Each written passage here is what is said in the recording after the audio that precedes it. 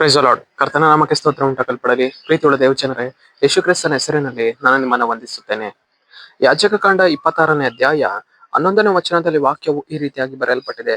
ನಾನು ನಿಮ್ಮ ನಡುವೆ ನಿವಾಸ ಮಾಡುವೆನು, ನಿಮ್ಮನ್ನು ತಳ್ಳಿ ಬಿಡುವುದಿಲ್ಲ ಎಂದು ವಚನವು ಬರೆಯಲ್ಪಟ್ಟಿದೆ. ಅಂದರೆ ಪ್ರೀತಿಯುಳ್ಳ ದೇವಜನರೇ, ಕರ್ತನಾತ್ಮನು ಈ ಮುಂಜಾನೆ ವೇಳೆಯಲ್ಲಿ ಆತನು ನಮ್ಮೊಟ್ಟಿಗೆ ಈ ರೀತಿಯಾಗಿ ಮಾತನಾಡುವವನಾಗಿದ್ದಾನೆ. ಏನೆಂದರೆ, ಮಗನೇ ಮಗಳೇ, ನಾನು ನಿನ್ನ ನಡುವೆ ನಾನು ಏನ್ ಮಾಡುವೆನು, ವಾಸಿಸುವೆನು, ನಿನ್ನನ್ನು ನಾನು ಏನ್ ಮಾಡುವುದಿಲ್ಲ, ತಳ್ಳಿ ಬಿಡುವುದಿಲ್ಲ ಎಂದು ಕರ್ತನಾತ್ಮನ ಈ ಮುಂಜಾನೆ ವೇಳೆಯಲ್ಲಿ ನಮ್ಮನ್ನ ಬಲಪಡಿಸುವವರಾಗಿದ್ದಾರೆ. ಅನೇಕ ಜನರು ಇವತ್ತು ನಮ್ಮನ್ನ ಏನ್ ಮಾಡುವವರಾಗಿದ್ದಾರೆ ಅಂದರೆ ತಳ್ಳಿ ಬಿಡುವವರಾಗಿದ್ದಾರೆ, ನಮ್ಮನ್ನ ಮರೆತು ಬಿಡುವವರಾಗಿದ್ದಾರೆ.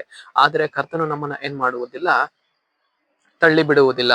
ನಾನು ಬಲಹೀನಳೆಂದು ದೇವರು ನಮ್ಮನ್ನ ಏನ್ ಮಾಡುವುದಿಲ್ಲ, ತಳ್ಳಿ ಬಿಡುವುದಿಲ್ಲ. ದೇವರು ನಮ್ಮ ನಡುವೆ ಆತನು ಏನ್ ಮಾಡುವವನಾಗಿದ್ದಾನೆ ಅಂದರೆ ನಿವಾಸ ಮಾಡುವವನಾಗಿದ್ದಾನೆ. ನಮ್ಮ ನಡುವೆ ಆತನು ಇರುವವನಾಗಿದ್ದಾನೆ.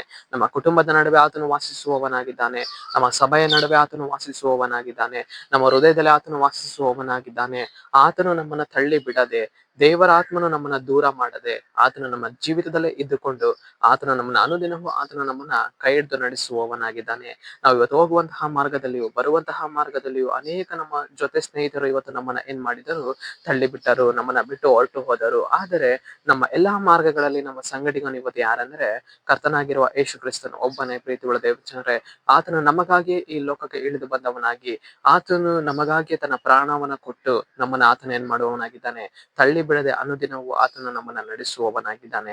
ಸರಿ, ನಾವು ಪ್ರಾರ್ಥಿಸಿಕೊಳ್ಳೋಣ. ಅಪ್ಪ ಕರ್ತನೆ, ನಿನಗೆ ಸ್ತೋತ್ರ ಸ್ವಾಮಿ.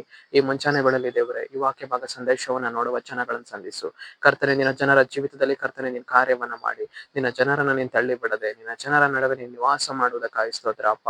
ನಜರೇತಿನ ಯೇಸುವಿನ ನಾಮದಲ್ಲಿ ಕರ್ತನೆ, ಆಮೇನ್, ಆಮೇನ್.